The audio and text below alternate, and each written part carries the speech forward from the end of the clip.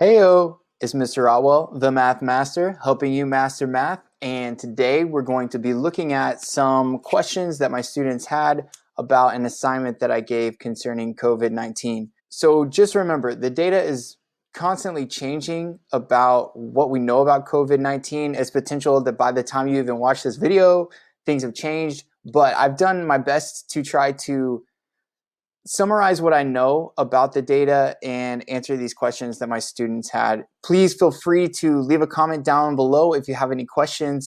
I'm also going to leave links in the description citing the different videos that I got some really great data from if you want to go check those out yourself. I hope you enjoy. So to answer some of your questions, once again, I'm not an epidemiologist, somebody who studies epidemics for their life and have these PhDs, but I do study the data and I think it's quite fascinating, and I do have a decent understanding of science and biology at least in this case. So once again though, take it or leave it, man. This is just my opinion. You can believe what you want. I would say look at the data, look at some things we know objectively true, but one of the most questions I got was, how long does it last? We don't know. That's really the answer. But one thing I do want to point out that I don't really think I've heard many people talk about is this graph. Look at this graph, okay?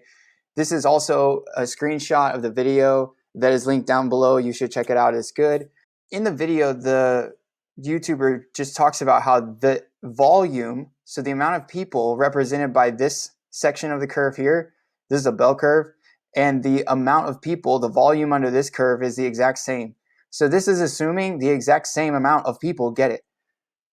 Look at the x-axis. It's time since the outbreak, okay? Look, if we don't flatten the curve, everything ends quicker, but that's really bad because more people die.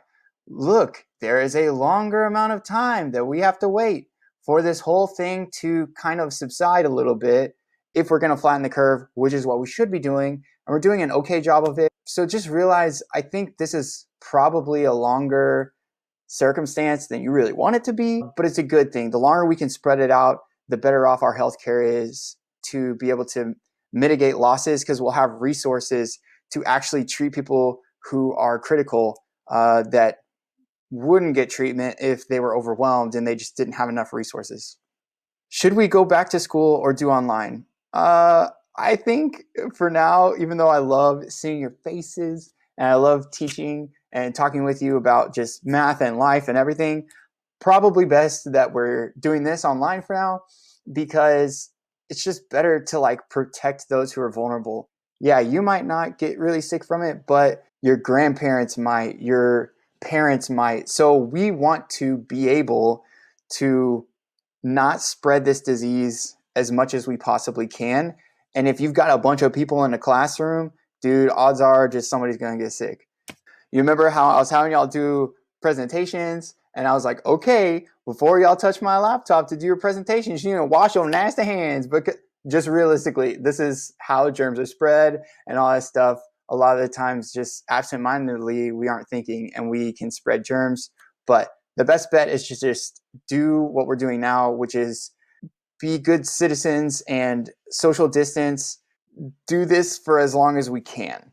So another question was, why is there no antibiotic for this? Well, all we can really do is have a vaccine that helps our body fight it off. But honestly, I don't know a whole lot of the nitty-gritty details about how all that works, but antibiotics do not help fight a virus. Why is there no cure yet? Well, like I mentioned, we need a vaccine, and vaccines can't be developed if there's no virus to develop it for, because each vaccine is specific to a specific strand of virus. So because this is new, we haven't experienced this in the world yet, it's going to take time for the vaccine to be created. How do we safely shop for groceries? Well, if you can, you can hire a delivery service to do that. I know not everybody has that option. Honestly, that's not something we're doing. We're just trying to be really safe. I just go by myself. I don't bring the kids. I don't bring Suzanne. And I wear a mask, stay 6 feet apart from everybody. If somebody's coughing, don't stare them down and be like, oh, you're a terrible human, but try to stay away from them, I don't think everybody is going to listen and wear a mask like they should. So you just have to be careful and just do everything you can to stay 6 feet apart from people is effectively the best thing you can do when you're going to shop for groceries. Make sure you're not touching your face or your nose. Like, it's super easy to just do that, right? Don't do that because the virus can infect you through your nose. So basically, just don't touch anything. Touch the cart, lock your arms on the cart, get what you need, and then like the moment you get out of the store, get some hand sanitizer and tear it up, kill all those little germs. Okay, is it really as bad as the media is hyping it up to be? I don't really watch the news about this. I just kind of do my own research, and I would say, based off what I've researched, this is definitely something we've never seen in our lifetime. The last major pandemic happened in like the early 1900s when we didn't even have the internet. We didn't have the ability to travel internationally like we do. We didn't have the communication venues that we have now. So this has never happened in our history. And so it's hard to gauge, is it really as bad as they're saying? It depends on what you're saying. Is that bad? I don't know how bad you think it is right now, but ultimately right now, one way to gauge it might be the death rate. The death rate is higher than the flu, so that's not good, but it's also lower than other viruses we've seen that have, been really bad for us. So it's hard to tell. The bad thing about this is that it's transmitted through if someone coughs and then you breathe in that cough, because when you cough, a little bit of spit comes out. Or even when you talk, there are little water molecules in the air basically coming from your mouth that someone could theoretically breathe in, and that could infect you. Once again, you could just get it on your hands. You might accidentally touch a surface that the virus is currently alive on, and then you might rub your nose. It can get in through your nose. And so that's not good. But really, the worst part about it, in my opinion, is that you can theoretically, there have been cases that people don't show symptoms for like a week. So people who have it, they're walking around not being careful, coughing on stuff, wiping their hands all over stuff, and they're actually spreading the virus, and then they get sick a week later. And so that's what's not good about this virus, is that people who can spread the virus don't even know they're sick. And that's why the social distancing is so important, is because if you're staying at home, you might get sick, right? But you can't spread it. You can't accidentally spread it to other people. Can you get reinfected? The answer really is they don't know yet. Certain people that are reliable sources that I've researched have said you can't. Others that I've researched say maybe you can, but it wouldn't be for a really long time, like months or years or decades or something. So ultimately, the answer is they don't know. There's just not enough research. It's a new virus, so there's just not enough information out there yet. How accessible will a vaccine be? I mean, it just depends, right? We don't know. But ultimately, one of the epidemiologists that I have researched was saying that, likely once a vaccine is developed, it's probably going to be given to those who are most susceptible to it and might die from it. So like the elderly, those with comorbidities, that word just means you have this health condition that makes it to where you're more susceptible to have bad complications from the virus. So if you have like some sort of breathing condition or some sort of heart condition, then that makes you a little more susceptible to really bad symptoms, potentially leading to death. So, we're going to focus all of our efforts into giving the vaccine to those who need it most. And then those who are like, don't need it as much, we don't really know exactly who those people are, but they're just going to do their best. Then we would eventually get a vaccine for everybody else. So the timeline on that is unknown. Everybody who's been talking about it has said it'll take about 18 months to develop a vaccine if all goes well. And then you have to think about the timeline to actually give the vaccine to people. So it really just, the answer is I don't know. I'm going to assume that it's not going to be accessible anytime soon, like not in the next week, month, 2 months, 3 months, stuff like that. Because it just takes, they said it's going to take at least 18 months if all goes well to develop it. Some people have questioned, like, is this even happening? Is this really true? Is there really a virus that's, killing a bunch of people all over the world that we should be this worked up about? I mean, I guess I've like never been in the hospital myself and watched all this stuff and watched, this virus sweeping the world, go crazy and kill a lot of people. But really, I would just ask, like, what does literally every single country in the world have to gain by making this up?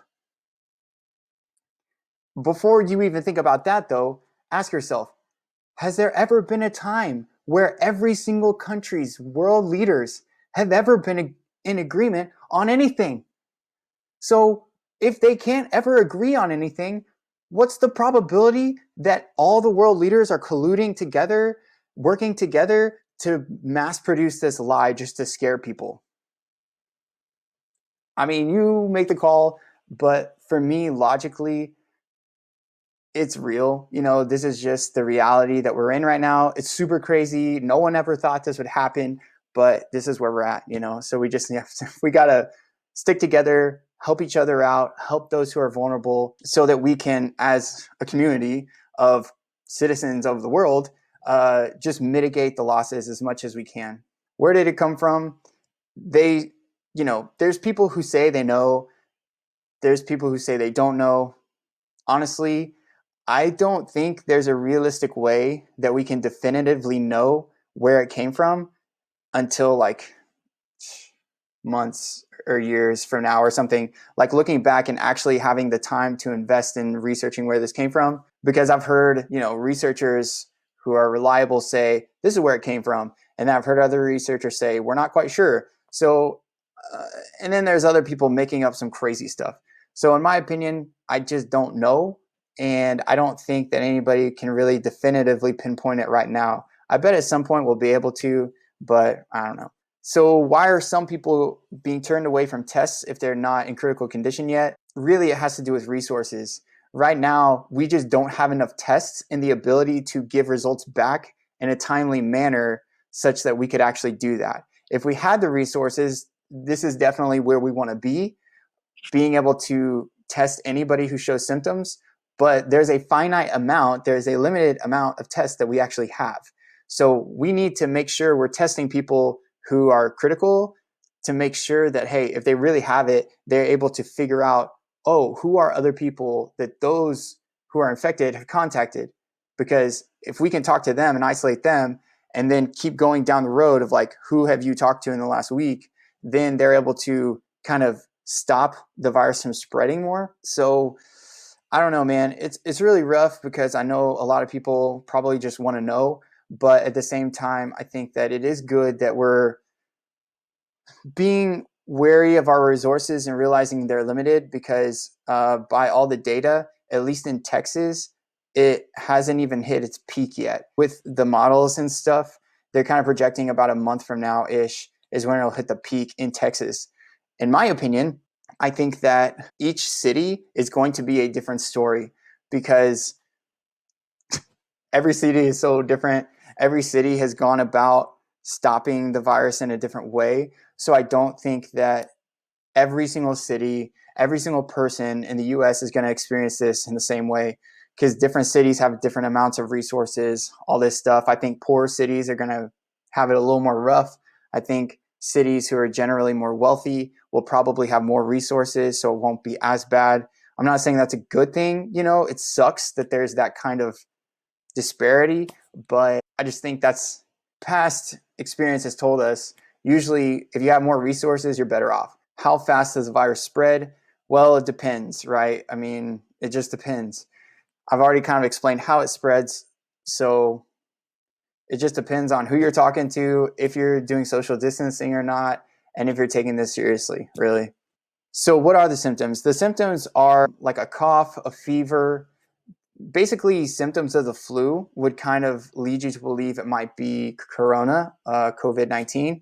But basically, they've done some research on people who've tested positive, and there's one symptom that not everybody gets. They said about 30% of people get it, but it's unique. If you lose your taste and you lose your sense of smell, or those are nullified or dulled, then it's probably likely that that's COVID-19. That's a symptom that, once again, not everybody gets it, but a good chunk of people have said that is a symptom of it. Can people resist the virus? No, there's no way to have an immunity against a virus that hasn't existed before this point. But, you might think of this in a different way. Certain people have reactions that are a lot greater, like their symptoms are really bad, and certain people have symptoms that are significantly less. No one can resist it. If you get in contact with the virus, you will get COVID-19, but that doesn't mean you're going to have really terrible symptoms that are really, really bad. Most people have mild symptoms where it's just like being sick and it's kind of miserable for a while and it sucks, but you get better. It's mainly the people that have the severe symptoms that we're really trying to protect. We want to take care of the least of these in this time. Thoughts on the economy? We don't know what's going to happen, but from the research I've done, it doesn't seem like this is going to be good for the economy. Clearly, shutting down the economy, not allowing people to go to work or like do business and stuff like that, it's not good for our economy. I don't know, man. I think people just have to consider you're trading the lives of people, like literally their life or death, with money. So in my opinion, prioritizing human life and trying to limit the amount of people that die is higher than making money, because the stock market will recover. And for people who are getting really hit by this hard financially, like you straight up lost your job, you don't know how you're going to pay your bills, like that sucks. It's terrible. And that is one of the symptoms, you could say, of COVID-19. Like people are suffering because of this in multiple levels.